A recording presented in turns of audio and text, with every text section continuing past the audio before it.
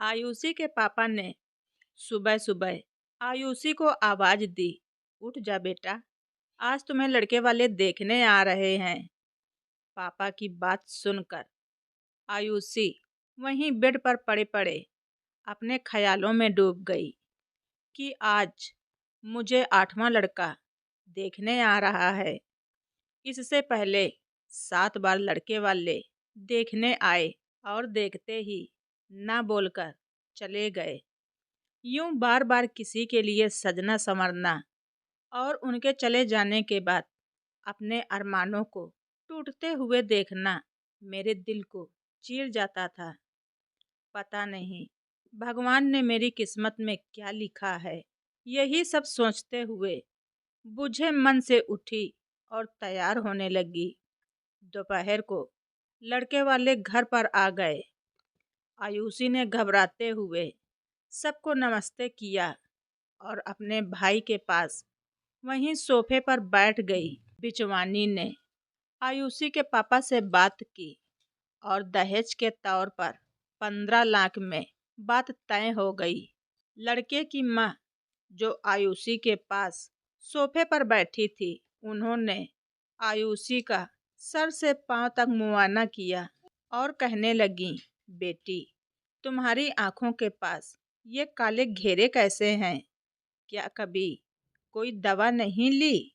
इस तरह की उनके मुंह से बात सुनकर आयुषी का मन बैठ गया। इतने में पास में बैठे भाई ने उसकी तरफ देखा, मानो कह रहा हो कि तुम उनकी बातों को दिल पर मत लेना। लड़के की माँ फिर से बोली, इतनी उदास सी क्यों लग रही हो? उनकी बात सुनकर आयुषी अपने आप को रोक न सकी और फपक कर रो पड़ी। उसे देखकर सब लोग हक्के बक्के रह गए। लड़के की माँ ने बिचवानी से कहा कि मुझे लगता है लड़की की जबरदस्ती शादी करवाई जा रही है, या फिर इसे किसी तरह के दौरे पड़ते हैं, तभी तो अचानक रोने लगी। बिचवानी ने उनकी बात को अनसुना करते हुए जवाब दिया, अरे नहीं, ऐसे मौकों पर बच्चे अक्सर नर्वस हो जाते हैं।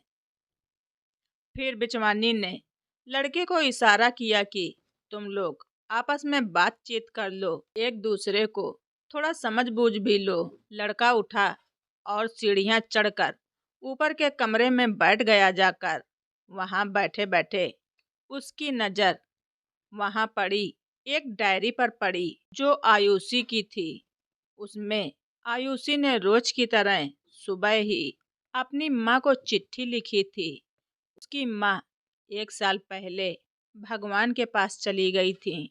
उसमें लिखा था, माँ, आज फिर मुझे लड़के वाले देखने आ रहे हैं। इतने लड़कों के रिजेक्शन के बाद अब मेरा बार बार तैयार होने का बिल्कुल भी मन नहीं करता, लेकिन पापा की खुशी के लिए तैयार हो जाती हूँ। जब से तुम हमें छोड़कर गई हो, मेरा बिल्कुल भी दिल नहीं लगता। तुम्हारी बहुत याद आती है। रात को भी उठ उठ कर रोती हूँ। मैं डिप्रेशन में हूँ, लेकिन किसी को अपना हाल नहीं बता सकती। तुम्हारे बिना मुझे समझने वाला यहाँ कोई नहीं है। अच्छा माँ, अब मैं तैयार होने जा रही हूँ। लड़के वाले आ ही रहे होंगे। शाम को तुम्हें बाकी की बात बताऊंगी। ये सब पढ़कर लड़के की आंखों में भी आंसू आ गए। उसने पेन उठाया और उसमें लिख दिया, माँ, मैं आपका दामाद हूँ और आपको विश्वास दिलाना चाहता हूँ कि आपकी बेटी को मैं बहुत खुश रखूँगा। आप उसकी बिल्कुल भी चिंता मत करना। इतना लिखकर वो लड़का उठा और सीढ़ियाँ उतरकर नीचे आ रहा था।